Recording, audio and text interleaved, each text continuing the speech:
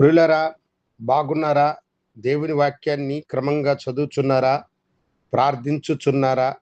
నేటి ధ్యాన వాక్యము యోహాను సువార్త 14వ అధ్యాయము 18వ వచనం. మిమ్మును అనాథులుగా విడవను. ప్రభువైన యేసు తన శిష్యులతో చెప్పుచున్న మాట.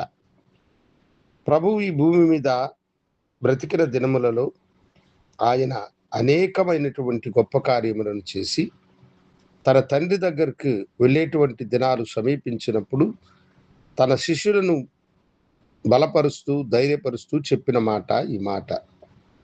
అది ఈ దినము మనకి వాగ్దానముగా అనుగ్రహించిన మాట కూడా అదే. నేను మిమ్మలను అనాథులుగా విడవను. చాలాసార్లు మనము అనాథులమైపోయినామేమో అన్న బాధ మనుషులకు కలుగుతుంది. అయితే గొప్ప దేవుడు మీతో చెప్పే మాట ఏమిటంటే, నేను మిమ్మలను అనాథులుగా విడవను. నేను మిమ్మలను అనాథులుగా విడవను అని అంటున్నాడు. నా చిన్నప్పుడు భక్తి కలిగినటువంటి ఒక తల్లి తన భర్తను కోల్పోయినది. అప్పుడు ఆమెకు చిన్న చిన్న పిల్లలు. ఆ చిన్న పిల్లలు ఆమె చుట్టూ ఉన్నారు. తనకు పోషకుడుగా ఉన్నటువంటి తన భర్త తనను విడిచిపెట్టి వెళ్ళిపోయినాడు. అక్కడ ఆమె ఏడుస్తూ అందరితో ఈ మాట చెప్తున్నది. అయ్యో, నాకు ఆధారముగా ఉన్న నా భర్త నన్ను విడిచిపెట్టిపోయినాడు, నన్ను నా పిల్లలను అనాథులుగా చేసినాడు అని ఆమె కన్నీరు కార్చింది.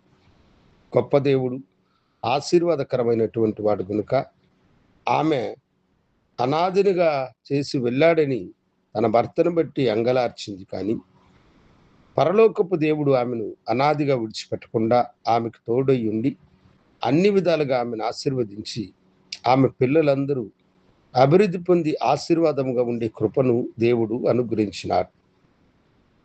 మనందరి పట్ల ఆయనకు ఒకే భావం ఉన్నది. చాలాసార్లు మనము ఇలా ఫీల్ చేస్తూ ఉంటాం.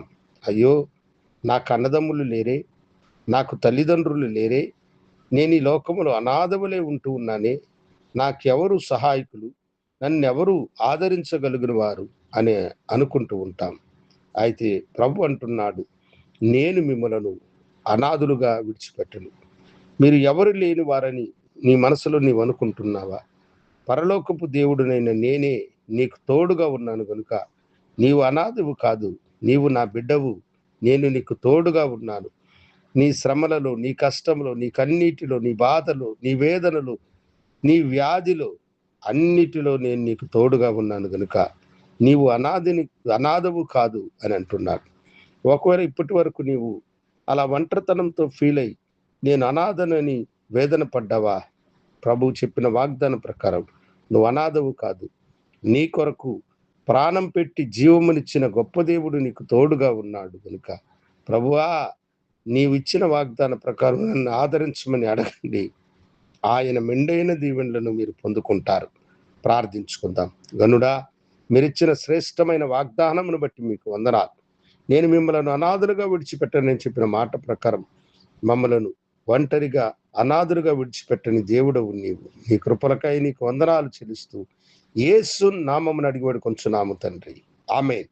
శుభోదయం. ప్రభు మిమ్మల్ని దీవించునుగాక. ఆమేన్.